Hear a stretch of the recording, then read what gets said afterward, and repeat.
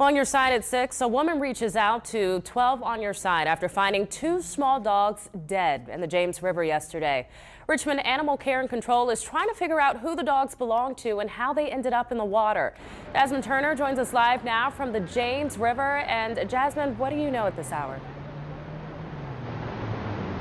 Well, Makia, I spoke to RACC. I also spoke to someone who was among the many people walking along the bridge here and called for help when they spotted 2 dogs in the water. One was in the water, another was in a bag in the water.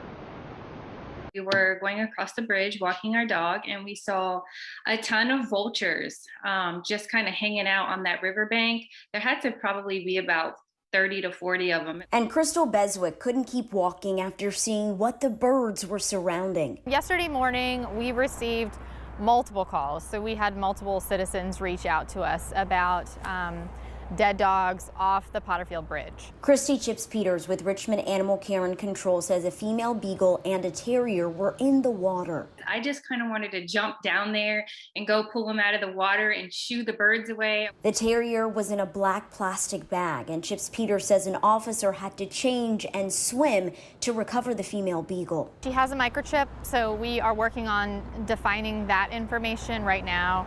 And her body was still intact enough that we are sending it for necropsy to see if we can define if she died prior to being put in the water or if she drowned. While RACC usually shares photos on Facebook to help in investigations, Chips Peters says in this case the photos are just too gruesome to post. I can only imagine, how do 2 dogs get in the river? They don't just drown by themselves, especially together. So it really makes me wonder, who put them there, and were they alive before, they hit the water, or were they dead? It's just questions that I would like to know. RACC now looking into the possibility of animal cruelty. Dumping them in the water is really never an option, or shouldn't be, and is very strange. So that's why we're hopeful that we can recover some sort of information about if anyone saw anything to please help us piece this puzzle back together.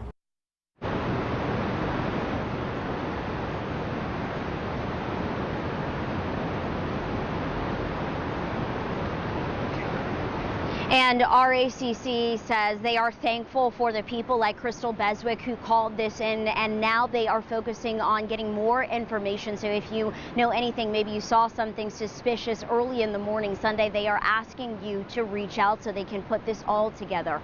On your side and live in Richmond, Jasmine Turner, NBC 12.